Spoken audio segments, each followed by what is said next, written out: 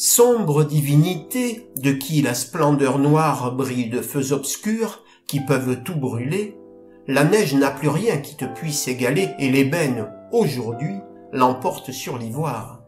De ton obscurité vient l'éclat de ta gloire, et je vois dans tes yeux, dont je n'ose parler, un amour africain qui s'apprête à voler, et qui, d'un arc d'ébène, aspire à la victoire.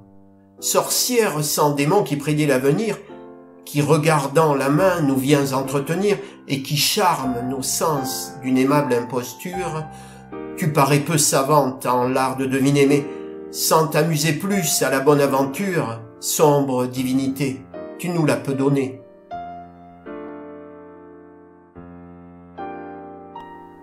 Pieds nus, hors de la case à l'aube, je foulais cette herbe humide et ce sable sombre.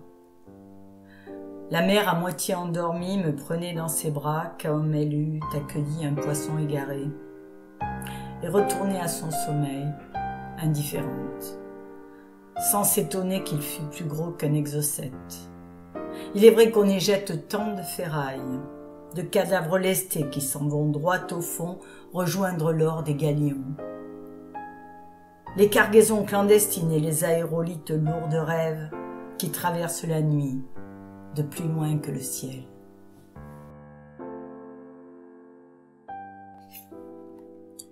Parlez mes vers, puisque ma bouche n'ose plus découvrir les mots que j'ai soufferts. Et dans la douleur qui me touche devant une aimable farouche, parlez mes vers, parlez mes yeux malgré la haine que témoigne pour moi cet objet glorieux. Et pour faire finir ma peine quand vous verrez cette inhumaine, parlez mes yeux, parlez mes pleurs, parlez mes larmes dont je fais chaque jour naître et mourir des fleurs. Et voyant ma raison sans armes, si vos torrents ont quelque charme, parlez mes pleurs. Parlez, soupir enfant d'une âme qui se consume en vain d'inutiles désirs, et, près d'une si fière dame pour lui montrer qu'elle est ma flamme, parlez, soupir. Parlez mon cœur, puisqu'Almaïde me fait taire en ce jour avec trop de rigueur. Mais si ma voix est trop timide en mourant près d'une homicide, parlez mon cœur.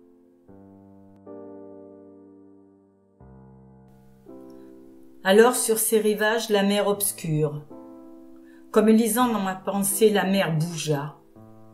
Grave, elle recouvrit le sable sans empreinte et le sable la but, d'une soif infinie. Elle se retira, laissant sa trace humide, s'arrêta, lourde, à la limite de l'étale, hésitante, le temps d'avoir peur de la perdre, et revint tendrement s'allonger devant moi. Pour la première fois s'entendit qui sans cesse allait recommencer, ce bruissement mat, roulant, avec le sourd gémissement des gouffres, les tempêtes, l'appel des âmes en péril, le fracas des espars sur les vaisseaux qui sombrent, les prières des femmes dans la batterie, l'ordre d'abandonner, lancer de la dunette, les voix des matelots hors de la nuit, confuses, le bruit de leurs pieds nus contre les ponts mouillés. Et bien plus tard, la plainte errante des noyés, mais aussi la chute de l'ancre sur l'eau calme, draguant à travers le corail devant une île à corps qui se reflète sous ses palmes.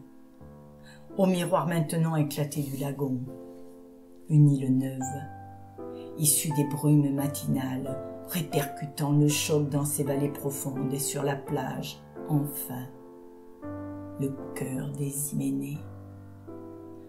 J'écoutais naître et s'amplifier le prélude où s'essayait la mer, balançant ses marées. Le tumulte polyphonique qui nous tient fascinés sur ses bords, insaisissables ondes que captent en secret les conques immergées.